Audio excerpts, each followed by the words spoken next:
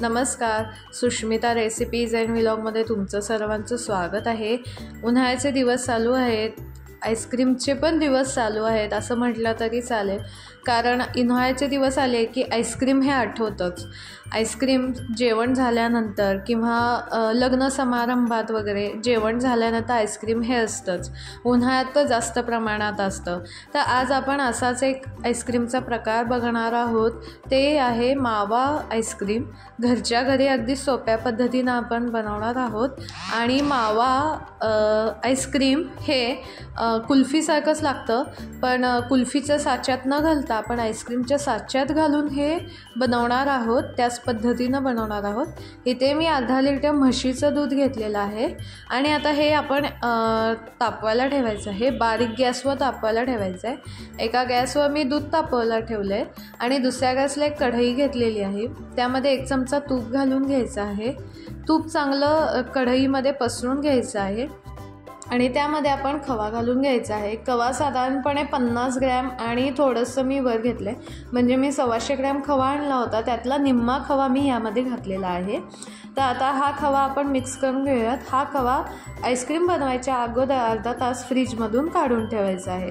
तर हे बघा, अशा पद्धतीनं हा खवा मी तुपावर परतून घेते आहे। तूप घालायचं म्हणजे खवा जो आहे तो कढईला लागणार नाही, म्हणून आपण तूप घालायचं आहे। आता हे मिक्स करून घ्यायचं आहे। हे बघा, अशा पद्धतीनं मी मिक्स करून घेते आणि चांगला लिक्विड स्टेजमध्ये आणायचा आहे। हे बघा, अशा पद्धतीनं हा खवा तयार झालेला आहे। आता हा मिक्सरच्या भांड्यामध्ये काढून घ्यायचा आहे आणि थोडं गार व्हायला ठेवायचं आहे। त्यानंतर आपण त्याच्यामध्ये अर्धी वाटी दूध घालायचं आहे आणि साधारणपणे 3-4 चमचे साखर घालायची आहे आणि हे मिक्सरवर वाटून घ्यायचं आहे। बघा, अशा पद्धतीने ही पेस्ट तयार झालेली आहे। आपण खवा असं डायरेक्ट घातला तर खव्याच्या गठळ्या फुटायला खूप अवघड होतं, म्हणून मग आपण ही अशी पेस्ट करून आपण दुधामध्ये घालणार आहोत। तर हे बघा, अशा पद्धतीनं दुधाला पण उकळी आलेली आहे।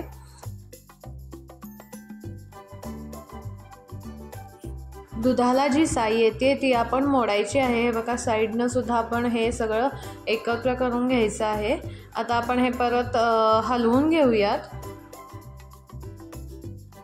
आणि आपण आता ही खव्याची जी पेस्ट आहे ती त्यामध्ये घालून घेऊयात। तर बघा, अशा पद्धतीनं सर्व घालून घेतलेलं आहे आणि मिक्सरच्या भांड्याला थोडं खवा शिल्लक होता, तर मी त्यामध्ये हेच दूध गरम घातलं आणि तेच मिक्स केलेलं आहे। आता हे मिक्स करून घ्यायचं आहे। खवा घातल्यामुळं दूध घट्ट होतं आणि आपण मावा आईस्क्रीम बनवतोय, म्हणून मग खवा आपल्याला तिथे हवेच। इथे मी अर्धी वाटी दूध घेतलं आहे आणि त्यामध्ये 1 चमचा कस्टर्ड पावडर घातलेली आहे, व्हॅनिला फ्लेवरची कस्टर्ड पावडर त्यामध्ये घातलेली आहे आणि आता हे मिक्स करून घ्यायचं आहे। कस्टर्ड पावडर घातल्यामुळे थिकपणा येतो, पण यामध्ये कॉर्नफ्लॉवर नाही वापरणार आहोत, कस्टर्ड पावडर वापरणार आहोत। आणि अर्धं भांडं म्हणजे जो आपलं पेला म्हणतो आपण, तर तो अर्धा पेला मी साखर घातलेली आहे आणि आता हे चांगलं मिक्स करून घ्यायचं आहे। गोड तुमच्या आवडीनुसार तुम्ही साखर घालू शकता। हे बघा, सर्व साय मी मोडती आहे आणि साईडला जे साय येते किंवा साईडला जे दूध चिटकतं आहे पातेल्याला, ते सुद्धा आपण खरडून यामध्ये घालायचं आहे, म्हणजे बासुंदी टाईप आपण हे बनवायचं आहे। आता थोडं थिक झालेलं आहे हे बघा, आणि मी गॅस बंद करून हे खाली उतरून ठेवलेलं आहे गार होण्यासाठी, चांगलं गार होण्यासाठी ठेवून द्यायचं आहे। हे बघा, अशा पद्धतीनं हे थिकनेस आलेलं आहे ह्याला। तर हे बघा, साधारणपणे मला 1 तास लागला गार होण्यासाठी आणि हे चांगलं गार झालेलं आहे। नॉर्मल टेम्परेचरला हे दूध आलेलं आहे। आता आपण मिक्सरच्या भांड्यामध्ये हे चांगलं फिरवून घ्यायचं आहे। फिरवताना सुद्धा चालू बंद असं फिरवायचं आहे। आणि एक काळजी घ्यायची आहे, तुम्ही जे मिक्सरचं भांडं घेताय त्या भांड्याला कोणत्याही मसाल्याचा किंवा कोणत्याही प्रकारचा वास नाही आला पाहिजे। जर वास येत असेल तर आपल्या आईस्क्रीमला किंवा या दुधाला सुद्धा तो वास मिक्स होतो, म्हणून आपण ती काळजी घ्यायची आहे। आता हे मिक्सरवर फिरवलेलं आहे, चालू बंद असं करत हे फिरवून घेतलेलं आहे।